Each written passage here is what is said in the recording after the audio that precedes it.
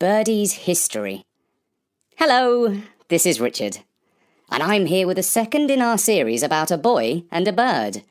Fittingly enough, it's called Birdy. In this part we learn more about Birdy and a little history too.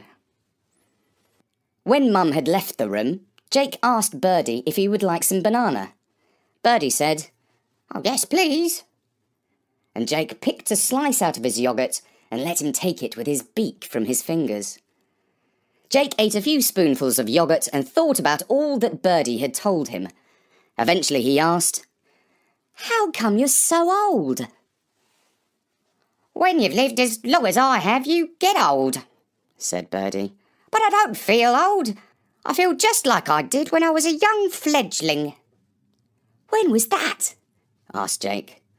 "Oh, back in the time of King Alfred," said the crow. "You've heard of him, right?"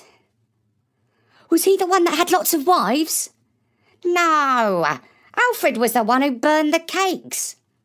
"Oh, yes, I know. He fought the Vikings." "That's right. I'm glad they still teach a bit of history. I helped Alfred when he dropped his ring in the marshes. I found it, gave it back to him, and as a reward, he told his magician to make me live forever. He could do that for birds, you know, but not for other beings like humans." "That's really cool," said Jake. "Yes, I've had lots of fun. I knew lots of kings, including Henry VIII, who was the one with the wives. He often stayed down the road from here in Hampton Court Palace." "Did his wives live there too?" "Some of them still haunt it. By the way, the house you live in is very old. All the land over there used to belong to the palace, and your garden wall was the boundary. This house belonged to the gatekeeper." "What was he like?" asked Jake. "I didn't care much for him," said the crow with a shake of his head. "Once he fired an arrow at me. He thought crows were unlucky, when the exact opposite is true." "What happened to the arrow?" asked Jake. "Well, it bounced off me and got all bent, because of the spell that Alfred's magician put on me. It used up one of my lives, though, which was a pity.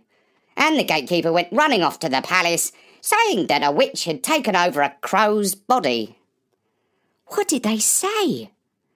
"They told him off good and proper. 'Don't you know that's one of the king's crows?' they said. 'He's protected by royal warrants, same as the deer in the park.'" "Is that so? That's way cool to be a king's crow," said Jake. "Well, see, now you've learned something that you can tell your dad." "I will," said Jake. And that evening, Jake did tell his dad what he had heard. When Dad asked where he had learned about the history of the house, Jake explained about the ancient crow and how he had related it all.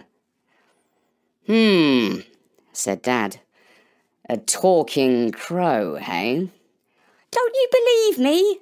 asked Jake, a little disappointed. "Oh, of course I believe you," said Dad. "You wouldn't imagine something like that, would you?" "I might," said Jake. "But I didn't. It's all true. The crow can talk." "What's his name?" asked Dad. "Birdy, I think," said Jake. "Or at least that's what Mum called him. I think she knows him." Dad scratched his chin. "Hey, Miranda," he said. "You haven't told me about the talking crow." "The talking what?" said Mum. "The talking crow." "Oh, yes, Jake's little game. I was going to tell you, but I haven't got round to it. He seems to have made friends with a bird from the garden." "How sweet," said Dad. And Jake was not quite sure if Dad believed him or not about Birdy being able to talk. And that was Birdy's History, the second in our new series about Birdy. It was written for StoryNori.com by Bertie and read by me, Richard Scott.